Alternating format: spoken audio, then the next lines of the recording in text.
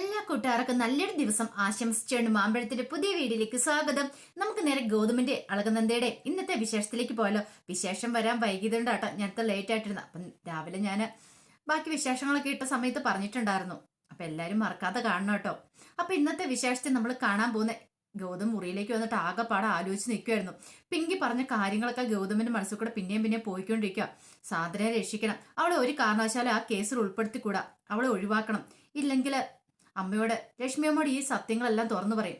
ഗാഥ മഹേശൻ അമ്മാവിന്റെ മോളാന്നുള്ള സത്യം എന്ത് ചെയ്യണമെന്നറിയത്തില്ല. പെട്ടൊരവസ്ഥയാ. അവളെ പിണക്കാനും പറ്റില്ല, ഇനിയിപ്പം പിണക്കാതിരിക്കാനും പറ്റില്ല. എന്ത് ചെയ്യേണ്ടതെന്ന് അറിയത്തില്ല. എന്നാലും നീതിക്ക് നിരക്കാത്ത കാര്യങ്ങളാ ചെയ്തു വെച്ചിരിക്കുന്നത്. സാന്ദ്രയ്ക്ക് വേണ്ടിയിട്ട് ഇങ്ങനെ കാര്യങ്ങളും ചെയ്യണ്ടായിരുന്നു. ഒരു പക്ഷെ തന്റെ അമ്മയുടെ ജീവൻ എല്ലാത്തിനേക്കാളും വലുത്. അതുകൊണ്ട് അങ്ങനെ ഒരു തീരുമാനം എടുക്കേണ്ടി വന്നു. അങ്ങനെ സമനില തെറ്റി നിൽക്കണ സമയത്ത് നന്ദ അങ്ങോട്ട് പാഞ്ഞു വരുവാണ്. നന്ദ വന്നിട്ട് ചോദിച്ചു, ഗൗതം സാർ, ഞാൻ ഇത്രയ്ക്ക് പ്രതീക്ഷയില്ല എന്ന് പറയാ. എന്താ നന്ദ? അല്ല, എന്തിന്റെ ബേസിലാ ആ സാന്ദ്രനെ ഇവിടെ നിർത്തിയത്? സാന്ദ്രനെ സൽക്കരിക്കാനായിട്ട് പിങ്കിക്ക് അനുമതി കൊടുത്ത്, അതും പോരാഞ്ഞിട്ട് അവളെ കേസിൽ നിന്ന് ഊരിവിടാനായിട്ട് സാറ് അനുമതി കൊടുത്തേ. അല്ല, സാറിന് നാണമില്ലേ? സാറിന് സ്വന്തം മനസാക്ഷിയോട് ചോദിച്ചു നോക്കിയേ. അല്ല, സാറ് അവളോട് പറഞ്ഞോ അവള് തെറ്റൊന്നും ചെയ്തിട്ടില്ല സാന്ദ്രയോട്? ഇല്ല, ഞാൻ അങ്ങനെയൊന്നും പറഞ്ഞിട്ടില്ല. പിന്നെ അവൾ അങ്ങനെയല്ല പറഞ്ഞേ, കേസിൽ നിന്ന് ഒഴിവാക്കി കൊടുക്കാന്ന് പറഞ്ഞോ? അല്ല, അതൊക്കെ എന്തിനാ നീ അറിയണേ? അതൊക്കെ എന്റെ ഡ്യൂട്ടിയുടെ ഭാഗമാണ്, അതിനകത്ത് നീ തലയിടേണ്ട ആവശ്യമില്ലെന്ന് നന്ദയോട് പറഞ്ഞു. ഓഹോ, അങ്ങനെയാണോ? അപ്പൊ എനിക്ക് ഒഫീഷ്യൽ കാര്യങ്ങളൊന്നും തലയിടാൻ പറ്റില്ല അല്ലേ? അന്ന് ഒരു കാര്യം ചെയ്തു, എന്റെ കൂട്ടുകാരന്റെ കേസുണ്ട് മിഥുന്റെ, അപ്പൊ അവന്റെ കേസിനെ കുറിച്ച് എനിക്ക് ചോദിക്കാലോ. അതിന് കുഴപ്പമില്ലോ എന്ന് പറയാം. ഇപ്പൊ നിനക്ക് എന്താ നന്ദ വേണ്ടേ? എന്നാലും ഞാൻ ഇത്രയ്ക്ക് പ്രതീക്ഷിച്ചില്ല. സാർ ഇത്ര തരം താണു പോവരുത് കേട്ടോ. സാർ ആരാ അവളെ കേസിൽ നിന്ന് ഒഴിവാക്കി വിടാനായിട്ട്? മജിസ്ട്രേറ്റാ. സാറി അണിഞ്ഞിരിക്കുന്ന യൂണിഫോമത്തിന് എല്ലാത്തിനും ഒഴിവാക്കി വിടാനുള്ള ഇതുണ്ടെന്ന് സാറ് വിചാരിക്കരുത്. സാറാണോ കോടതി നിയമമെങ്കിൽ പിന്നെ വേറൊന്നിന്റെ ആവശ്യമില്ല എന്നൊക്കെ പറഞ്ഞ് എന്തെങ്കിലും ഫയർ ചെയ്തോണ്ടിരിക്കണം. ഞാൻ ഇത്ര സഹിച്ചു, പക്ഷെ ഇത് ഇനി സഹിക്കാൻ പറ്റുന്ന കാര്യമില്ല. സാന്ദ്രനെ പോലെ ഒരു ക്രിമിനല് അവള് ഒരു കാര്യമൊന്നല്ല ചെയ്തേ, ഇതിനു പല കാര്യങ്ങളും ചെയ്തിട്ടുണ്ട്, പല പ്രവൃത്തികളും ചെയ്തിട്ടുണ്ട്. അന്നല്ല അവളെ ഒഴിവാക്കി വിട്ടിട്ടുള്ളൂ. പക്ഷെ ഈ തവണ ചെയ്ത കാര്യങ്ങളൊന്നും അത്ര പെട്ടെന്ന് മറക്കാൻ പറ്റില്ല. അല്ല, സാർ ആർക്കു വേണ്ടി ഇപ്പൊ നിൽക്കുന്നേ? പിങ്കിക്ക് വേണ്ടിട്ടോ? ഒരു കാര്യം ചെയ്യാം, ആ യൂണിഫോം കൂടെ പിങ്കിക്കാൻ കൊടുത്താരെ. യൂണിഫോം മാത്രമല്ല, നട്ടലും അവൾക്ക് വേണ്ടി പണയം വെച്ചേക്കുവാണല്ലോ എന്ന് പറയാം. പെട്ടെന്ന് ഗൗതം പറഞ്ഞു, നന്ദ നീ അനാവശ്യം പറയരുത്. അനാവശ്യം പറയണാനാണോ കുഴപ്പം? സാറ് ചെയ്യുന്നതിന് ഒരു കുഴപ്പമില്ലല്ലേ? ഇതിനേക്കാളും വലിയ നാണക്കേട് വേറെ എന്താ സാറേ ഉള്ളേ? സാറിനോട് പറഞ്ഞിട്ട് കാര്യമില്ലെന്ന് പറഞ്ഞിട്ട് നന്ദ അങ്ങോട്ട് പോവാണ്. ഗൗതത്തിന് വല്ലാത്തൊരു ക്ഷേമമായി പോയി. നന്ദയുടെ മുന്നിൽ താൻ ഒത്തിരി ചെറുതായ പോലെ തോന്നി. പക്ഷെ ഈ സമയത്ത് അവൾ എന്ത് പറഞ്ഞാലും അതൊക്കെ കേൾക്കാനേ തരവുള്ളൂ. തന്റെ അമ്മയ്ക്ക് വേണ്ടിയിട്ട് ആ സത്യങ്ങളൊക്കെ പിങ്കി അറിഞ്ഞുള്ള കാര്യം അവളോട് പറയാൻ പറ്റില്ല. അതുകൊണ്ട് മാത്രമല്ല ക്ഷമിച്ചും കേട്ട് നിൽക്കുന്നേ. പിന്നീട് നന്ദ ഒരു കൊടുങ്കാറ്റ് പോലെ ചെല്ലുന്ന പിങ്കിയുടെ അടുത്തേക്കാ. അപ്പൊ പിങ്കി കണ്ണാടിക്ക് മുന്നിൽ സാരിയൊക്കെ കൊടുത്ത് ഇങ്ങനെ സ്റ്റൈലിൽ നോക്കി നിൽക്കുക. കൊള്ളാം, ഇപ്പൊ തന്നെ കണ്ട സുന്ദരിയായിട്ടുണ്ട്. ഗൗതമിന് തന്നെ കണ്ടൊരു ഇംപ്രഷനൊക്കെ തോന്നും. അങ്ങനെ നിൽക്കുന്ന സമയത്താണ് നന്ദ അങ്ങോട്ട് വരുന്നേ. നന്ദ വന്നിട്ട് ചോദിച്ചു, അല്ല നീ എന്താ എന്റെ മുറിയിൽ നിന്ന് ചോദിക്കണം? ഓ, നിന്നെ കണ്ടൊരു നിവേദനം തരാൻ വന്നാന്ന് പറയാൻ. നിവേദനം തരാൻ ഞാൻ വല്ല മിനിസ്റ്റർ വല്ല ആണോന്ന് ചോദിക്കാം. മിനിസ്റ്റർ അല്ല, നീ മോൺസ്റ്റർ, രാക്ഷസി. നിനക്ക് ചേരുന്ന പേരാ അങ്ങനെയാ. കാരണം നിന്റെ അടുത്ത് വന്ന് അപേക്ഷിക്കുന്നവരെല്ലാം നീ രക്ഷിച്ചു വിടുമല്ലേ? അതെ, എന്റെ ഫ്രണ്ട്സിന് വേണ്ടി എന്ത് ത്യാഗം ചെയ്യാന് എനിക്ക് കുഴപ്പമില്ല. അവരെ എങ്ങനെ രക്ഷിക്കേണ്ട എന്റെ കടമയാന്ന് പറയാം. അപ്പൊ നീ ഒരു കാര്യം ചിന്തിക്കുന്നില്ല, ബാക്കിയുള്ളവരുടെ ജീവിതത്തെക്കുറിച്ച് നീ ചിന്തിക്കുന്നില്ല. നീ എപ്പോഴും ചിന്തിക്കുന്ന നിന്റെ ജീവിതത്തെക്കുറിച്ച് മാത്രമാ. ഇതിനു മുമ്പും പല സന്ദർഭങ്ങളും ഉണ്ടായിട്ടുണ്ട്. നീ അവളും കൂടെ ചേർന്ന് പല പരിപാടികളും കാഴ്ചവെച്ചിട്ടുണ്ട്. പക്ഷെ അന്നൊക്കെ നിന്നെ ഞാൻ വെറുതെ വിട്ടു. പക്ഷെ ഇനി അങ്ങനെ പറ്റില്ല എന്നുള്ളൂ. ഓ, നീ ഇപ്പൊ എന്ത് ചെയ്യാൻ പോവാ? പിന്നെ സാന്ദ്രനെ കേസിൽ നിന്ന് ഒഴിവാക്കിയിട്ടുണ്ടെങ്കിൽ അത് ഗൗതം തന്നെ ചെയ്ത കാര്യം. പിന്നെ അതിന് എന്നോട് ഇവിടെ വന്ന് കിടന്ന് കുറച്ചിട്ട് കാര്യമില്ല. നീ ഒരു കാര്യം ചെയ്യ, ഗൗതമിനോട് പോയി ചോദിക്കാൻ പറയാം. ഗൗതം സാറിനോട് എനിക്ക് ചോദിക്കേണ്ട ആവശ്യമില്ല, എനിക്ക് നിന്നോടാ ചോദിക്കണ്ടേ. ഇത്ര വലിയ വൃത്തികേടെ കാണിച്ചിട്ട് ഒരു ഉളുപ്പില്ലാതെ വെറുതെ പിന്നെ വന്ന് നിൽക്കുന്നുണ്ടല്ലേ, നാണമില്ലാത്തുള്ളൂ. ഓ, പിന്നെ നിനക്ക് ഭയങ്കര നാണമാണല്ലോ, എന്നെ കുറിച്ച് കൂടുതലൊന്നും പറയണ്ടെന്ന് പറയാം നന്ദയോട്. നന്ദ പറഞ്ഞു, എനിക്കിത് കൂടുതലൊന്നും പറയാനില്ല, പക്ഷെ എനിക്കിനി പ്രവർത്തിക്കാവുള്ളേ. നിന്നെ അങ്ങനെ വെറുതെ വിട്ടിട്ട് കാര്യമില്ല. ഇതിന് നിനക്കിട്ട് നല്ലൊരു തിരിച്ചടി തരണമെന്ന് പറയാം. അല്ല, നീ എന്ത് ചെയ്യാനാ? നീ എന്നെ ഒന്നും ചെയ്യാൻ പോകുന്നില്ല. ചെയ്യാൻ പോകുന്ന എന്താന്ന് ഞാൻ കാണിച്ചു തരാം. ഇതിനുള്ള കൂലി നിനക്കിട്ട് ഇപ്പൊ തന്നെ കിട്ടണമെന്ന് പറയാം എന്നും വെച്ച് കാരണം പൊത്തി ഒറ്റ ഒരെണ്ണം കൊണ്ട് കൊടുക്കുകയാണ്. ഈ അടി കിട്ടിയതും പിങ്കി ഒരു നിമിഷം ഞെട്ടിത്തെരിച്ചു പോയി. നല്ല പവറിനുള്ള അടിയായിരുന്നു. ഇതിപ്പോ ഒരെണ്ണം മാത്രം. പക്ഷെ ഇനി ഇതുപോലത്തെ പരിപാടികൾ ഒപ്പിച്ചു വെച്ചിട്ടുണ്ട്. ഒന്നല്ല, ഞാൻ ഇത് തുടർന്നുകൊണ്ടേയിരിക്കും. നിന്നെ അടിച്ച് നന്നാക്കാൻ പറ്റുമോ ഞാനൊന്ന് നോക്കട്ടെ എന്നും പറഞ്ഞ് നന്ദ വെട്ടിത്തിരിഞ്ഞങ്ങോട്ട് പോവാണ്. കാരണത്ത് കൈയും വെച്ചു. പിങ്കി പറഞ്ഞു, നിന്നെ ഞാൻ കാണിച്ചു തരാടി. ഈ പിങ്കി ആരാ നിനക്കറിയില്ല, കാണിച്ചു തരാമെന്നും പറഞ്ഞെങ്കിൽ എന്നിട്ട് അലമാരിക്കകത്തുനിന്ന് തുണിയെല്ലാം വലിച്ചു വാരി ആ ബെഡേലേക്ക് അങ്ങോട്ട് ഇട്ടു. സമനില തെറ്റിയ പോലെ. പിന്നീട് അങ്ങ് നിൽക്കുവാണ്. നിനക്കുള്ള പണി ഞാൻ തരാൻ പോകുന്നതെന്ന്. ഈ സമയത്ത് അങ്ങ് ഗൗതം വന്നു. ഗൗതത്തിനോട് പറഞ്ഞു, നോക്ക് ഗൗതം, അവൾ ആ നന്ദ വന്നിട്ട് കാണിച്ചു വിട്ടു പോയത് എന്താന്ന്. എന്താ ഇതുണ്ടോ, അവൾ ഈ മുറിയിലേക്ക് കയറി വന്നിട്ട് എന്റെ കർണത്തടിക്കുക മാത്രമല്ല, ഇതുണ്ടോ ഈ ഡ്രസ്സെല്ലാം വലിച്ചു വരിയിട്ടു. ഒരു തവണയല്ല കർണത്തടിച്ച, പല തവണ അടിച്ചെന്ന് പറയാ. കാരണം എന്താണെന്നറിയോ, സാന്ദ്രയുടെ കാര്യത്തെക്കുറിച്ച് പറഞ്ഞോണ്ടാ. സാന്ദ്രനെ ഗൗതം രക്ഷിച്ചെന്നും പറഞ്ഞോണ്ട് അതിന്റെ പേരും പറഞ്ഞോണ്ട് അവളെന്നോട് വഴക്കുണ്ടാക്കാൻ വന്നേ. ഇതെനിക്ക് സഹിക്കാൻ പറ്റുന്ന കാര്യമില്ല. ഇതിനെക്കുറിച്ച് ഇപ്പൊ തന്നെ ചോദിക്കണം. ഇപ്പൊ തന്നെ അവൾക്ക് ശിക്ഷ കൊടുക്കണമെന്നും പറയാം.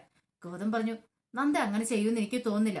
ഓഹോ, അപ്പൊ ഞാനല്ല കള്ളം പറഞ്ഞല്ലേ, ഞാനാ കള്ളത്തരം പറയണേ എന്ന് ഞാൻ പറഞ്ഞില്ല. പക്ഷെ നന്ദ അങ്ങനെ ചെയ്യുമെന്ന് എനിക്ക് ഒരുറപ്പില്ല എന്ന് പറയണം. നിങ്ങളുടെ ഭാര്യയെ നിനക്ക് വിശ്വാസമാണല്ലോ. ഒരു കാര്യം ചെയ്യാം, അവളോട് തന്നെ ചെന്ന് ചോദിക്കേ, എന്റെ കർണത്തടിച്ചില്ല എന്ന്. അപ്പൊ അവള് പറയും എന്താന്ന്. ഗൗതമിനുള്ളിൽ സന്തോഷമായിരുന്നു. ഇവൾക്ക് ഒരെണ്ണം കിട്ടേണ്ടതായിരുന്നു. അത് ഞാൻ കൊടുക്കണതിന് പകരം നന്ദ കൊടുത്തു. പണ്ടേ ഇവൾക്കൊരെണ്ണം ഓങ്ങി വെച്ചിരിക്കുന്നതായിരുന്നു. പിന്നീട് നന്ദ ഇരിക്കുന്ന സമയത്ത് നന്ദയുടെ അടുത്തേക്ക് ഗൗതമും പിങ്കിയും കൂടെ അങ്ങ് ചെല്ലുവാണ്. ഗൗതം പറഞ്ഞു, അല്ല അവിടെ സംഭവിച്ച എന്താണെന്നും എനിക്കറിയത്തില്ല, പക്ഷെ ഞാൻ അതൊന്നും വിശ്വസിച്ചിട്ടില്ല നന്ദാന്ന് പറയാൻ. നന്ദ പറഞ്ഞു, എന്തൊക്കെയാ ഇവള് പറഞ്ഞു പിടിപ്പിച്ചു വെച്ചേക്കെന്ന് എനിക്ക് അറിയത്തില്ല ഗൗതം സാർ. പക്ഷെ ഒരു കാര്യമുണ്ട്, ഇവളുടെ കർണത്തിൻ്റെ പൊട്ടിച്ചു. ഇവള് ചെയ്ത ക്രൂരതയ്ക്ക് അതെങ്കിലും ഞാൻ കൊടുത്തില്ലെങ്കിൽ പിന്നെ ഞാൻ പെണ്ണാന്ന് പറഞ്ഞിങ്ങനെ ഇരിക്കുന്ന എന്തിനാ? അത്രയെങ്കിലും എനിക്ക് ഇവൾക്കിട്ട് ചെയ്യണമെന്ന് പറയാം. ഇനിയും ഞാൻ ചെയ്യും. ഇനി ഇവൾ ഇതുപോലത്തെ തരവഴുത്തരങ്ങൾ കാണിച്ചിട്ടുണ്ടെങ്കിൽ ഇനി ഇവളുടെ കർണം അടിച്ച് പൊട്ടിക്കുകയും ഞാൻ ചെയ്യുമെന്ന് പറയാം. ഗൗതത്തിന് സന്തോഷമായി. രണ്ടെണ്ണം കൊടുക്കേണ്ടതായിരുന്നു, കൊടുത്തില്ല എന്നുള്ള രീതിയായിരുന്നു. ഗൗതം ഇതൊക്കെ കേട്ട് ഗൗതം എന്നാ മിണ്ടായിരിക്കുന്നത്. ഇപ്പം മനസ്സിലായാലോ ഇവൾ എനിക്കിട്ട് അടിച്ചെന്ന്. അടിക്കുക മാത്രമേ ചെയ്തിട്ടുള്ളൂ, ബാക്കിയൊന്നും ചെയ്തിട്ടില്ല. പക്ഷെ ഇവള് വേറെന്തൊക്കെയാ പറഞ്ഞേക്കണമെന്ന് എനിക്ക് അറിയത്തില്ല. പെട്ടെന്ന് ഗൗതം പറഞ്ഞു, അതെ നീ എന്തിനാ അങ്ങനെ ചെയ്തേന്ന് ചോദിക്കണം. അങ്ങനെ ചോദിക്കുക.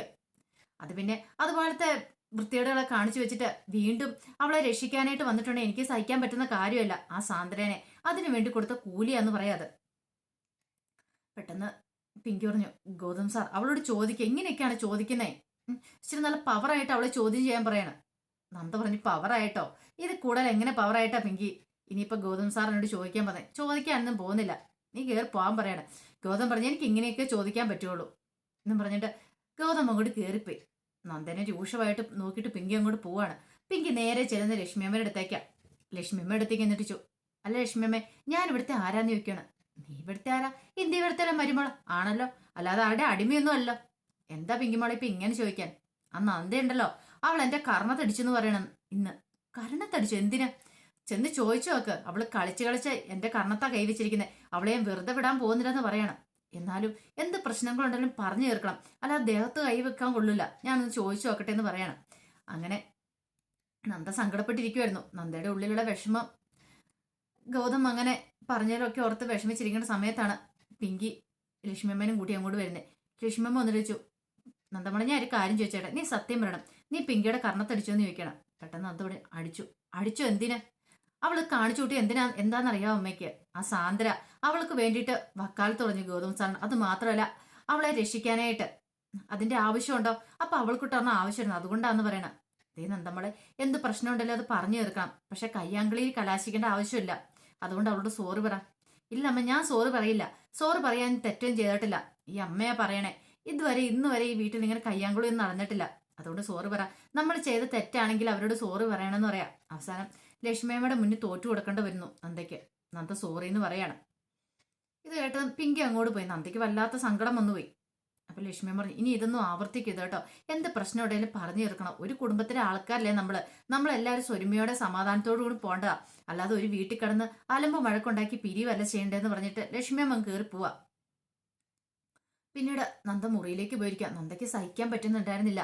ലക്ഷ്മിയമ്മ പിങ്കിയുടെ സോറി പറഞ്ഞൊക്കെ ഓർത്ത് മനസ്സിങ്ങനെ ആകെപ്പാടെ വേവലാതിപ്പെട്ട് ഉരുകിയിരിക്കുക. അങ്ങനെ ഇരിക്കുന്ന സമയം നന്ദയ്ക്ക് പെട്ടെന്ന് തോന്നി ഗൗതം അരിയിലേക്ക് വരുന്നതായിട്ട്. വന്നിട്ട് കവളത്ത് പതുക്കെ തൊട്ടിട്ട് താങ്ക്സ് പറഞ്ഞിട്ട് പോകുന്ന പോലെ. പെട്ടെന്ന് നന്ദ ഇങ്ങനെ ആലോചിച്ചോണ്ടിരിക്കുക. അത് വെറും നന്ദയുടെ സ്വപ്നം മാത്രമായിരുന്നു, ഗൗതം വന്നെന്നും തന്നോട് താങ്ക്സ് പറഞ്ഞതൊക്കെ. അങ്ങനെ കുറെ സമയം ആ ഇരിപ്പ് അങ്ങ് തുടർന്നു. പിന്നീടാണ് ഗൗതം അകത്തേക്ക് വരുന്നത്. ഗൗതം നന്ദയുടെ അടുത്ത് നന്ദാന്ന് വിളിച്ചു. എന്താ സാർ ഫുഡ് കഴിച്ചില്ലേ? ഇനി പോയി കിടന്നുറങ്ങാൻ നോക്കാൻ പറയണം. എന്താ നന്ദ ഇങ്ങനെയൊക്കെ പറയണേ? ഇത് കൂടുതൽ പിന്നെ ഞാൻ എന്ത് പറയണം? സാർ എന്ത് ചെയ്താലോ അതിനെല്ലാം കൂട്ട് നിൽക്കണം ഞാൻ. അതിന് എന്നെ കിട്ടത്തില്ല. ഈ നന്ദ ആരാ സാറിന് നന്നായിട്ട് അറിയാലോ. ഒരു കാരണവശാലും തെറ്റിനെ ന്യായീകരിക്കുന്ന ആളല്ല ഞാൻ. പക്ഷേങ്കിൽ സാർ ഇതുപോലത്തെ കാര്യങ്ങളൊക്കെ ചെയ്യുമ്പോൾ എനിക്ക് സഹിക്കാൻ പറ്റുന്നില്ല. ഞാൻ സാറിന്റെ ഭാര്യയല്ലേ. സാറും പിങ്കിയും തമ്മിൽ പണ്ട് പ്രണയത്തിലായിരുന്നു എനിക്കറിയാം. അത് ഞാൻ അതൊക്കെ മനസ്സിൽ നിന്ന് കളഞ്ഞ. പക്ഷെ എനിക്ക് ഇപ്പോഴത്തെ കാര്യങ്ങളൊന്നും സഹിക്കാൻ പറ്റുന്നില്ല. പിങ്കി എന്ത് പറഞ്ഞാലും സാറെല്ലാം അനുസരിച്ച് കിടക്കുന്നു. കഴിഞ്ഞ ദിവസം തന്നെ എൻ്റെ അച്ഛന് കാര്യത്തിന് വേണ്ടിയിട്ട് ഞാൻ എത്രമാത്രം വിഷമിച്ചെന്നറിയോ. എന്നിട്ട് പോലും ഞാൻ സാറിനോട് ഒരു പരാതിയും പറയാൻ വന്നില്ല. പക്ഷെ ഇപ്പോഴങ്ങനെയല്ല. ആ സാന്ദ്ര, അവളുടെ കാര്യത്തിൽ സാർ ഇത്ര തീരുമാനം എടുത്തു കഴിഞ്ഞപ്പം എനിക്ക് സഹിക്കാൻ പറ്റുന്നില്ല. ഇനി എന്നോട് ഒന്നും പറഞ്ഞുകൊണ്ട് വരണ്ട. ദേ, എൻ്റെ ഒരു അവസ്ഥ കൊണ്ടാ, നീ അത് മനസ്സിലാക്കുക. എന്തവസ്ഥയാ സാറ്, എന്തവസ്ഥയാ സാറിനുള്ളത്? എന്നെക്കുറിച്ച് ഒരു നിമിഷമെങ്കിലും ചിന്തിച്ചോ? ഞാൻ ഈ വിവാഹത്തിന് എനിക്ക് സമ്മതമല്ലായിരുന്നു. എന്നിട്ട് പോലും അച്ഛന് സാർ ഒരു വാക്ക് കൊടുത്തിട്ടുണ്ടെന്ന് കരുതിയിട്ടാണ് ഞാൻ സാറിന്റെ ജീവിതത്തിലേക്ക് വന്നേ. സാറിനെ പ്രൊട്ടക്ട് ചെയ്യുമെന്ന് ഓർത്തുണ്ട്. എനിക്ക് ചുറ്റും വേറെ ആരുമില്ല, സാറ് മാത്രമേ തണലായിട്ടുള്ളൂ. എന്നിട്ട് പോലും സാറിനെ ഞാൻ വിശ്വസിച്ചു. പക്ഷെ സാറ് കാണിച്ചോ, ഇപ്പൊ എന്നോട് എന്ത് ചതിയെ ചെയ്തോണ്ടിരിക്കണേ. ഇതൊരിക്കലും ചെയ്യാൻ പാടില്ലായിരുന്നു സാറെന്ന് പറയണം. എന്താ, നീ എന്നെ ഒന്നും വിശ്വസിക്കേ. ഞാൻ ഇനി എങ്ങനെ എന്നെ മനസ്സുറന്ന് കാണിക്കട്ടെന്ന് അറിയത്തില്ല. ഇനി സാറ് കൂടുതലൊന്നും പറയണ്ട. എനിക്കറിയാം ഞാൻ ഇവിടെ നിന്നിട്ടുണ്ടെങ്കിൽ ഇങ്ങനെയൊക്കെ സംഭവിക്കുള്ളൂ. ഒരു കാര്യം ചെയ്യാം, ഞാൻ ആലോചിച്ചൊരു തീരുമാനം എടുത്തെന്ന് പറയണം. എന്താ നന്ദ, നീ എന്താ തീരുമാനിച്ചേ? നമുക്ക് പിരിയാന്ന് പറയണം. പിരിയാനോ? അതെ ഗൗതം സാർ, ഞാൻ ആലോചിച്ചെടുത്ത തീരുമാനം. ഇനി ഗൗതം സാറിന്റെ കൂടെ ഞാൻ മുന്നോട്ട് പോയാൽ ശരിയാകത്തില്ല. എന്റെ ജീവിതം തകർന്നു പോകും. അതുകൊണ്ട് പിരിയാൻ തന്നെ ഞാൻ തീരുമാനിച്ചെന്ന് പറഞ്ഞിട്ട് നന്ദ ആ മുറിയിൽ നിന്ന് അങ്ങോട്ട് പോവാണ്. പെട്ടെന്ന് കയ്യേലേക്ക് കയറി പിടിച്ചു ഗൗതം. നന്ദ, നീ എന്തായി പറഞ്ഞിട്ട് പോണേ? പിരിയാനോ? എന്റെ അവസ്ഥയും കൂടെ നീ ഒന്ന് മനസ്സിലാക്കിയിട്ട് പോ. എന്തുകൊണ്ടാ ഞാൻ നന്ദ പിങ്കിക്ക് സപ്പോർട്ട് ചെയ്തതെന്ന് കാരണം നിനക്ക് അറിയണ്ടേന്ന് ചോദിക്കണം. സാറിന് പല കാരണങ്ങളും പറയാൻ കാണും. അതല്ല, സത്യം പറഞ്ഞ എന്താണെന്നറിയാവോ, ഗാഥ എൻ്റെ അച്ഛൻ്റെ മാളാന്നുള്ള സത്യം പിങ്കി അറിഞ്ഞിരിക്കുന്നു പറയണം. ഒരു നിമിഷം നന്ദയിലൊരു ഞെട്ടലുണ്ടായി. എന്താ ഗോവിന്ദ് സാർ പറഞ്ഞ്? ശരിയായിട്ടുള്ള കാര്യമാണ്. അത് വെച്ച് അവളെന്നെ ബ്ലാക്ക് മെയിൽ ചെയ്തുകൊണ്ടിരിക്കുക. അതുകൊണ്ടാണ് ഞാൻ അങ്ങനെയൊക്കെ ചെയ്തത്. ഓഹോ, അപ്പൊ അതാണ് കാര്യമില്ലേ? ബ്ലാക്ക് മെയിൽ ചെയ്യാതെ പോകാൻ പറ അവളോട്. അവൾ എന്തിനാ തലയിടുന്നേ? അവളോട് പോകാൻ പറ.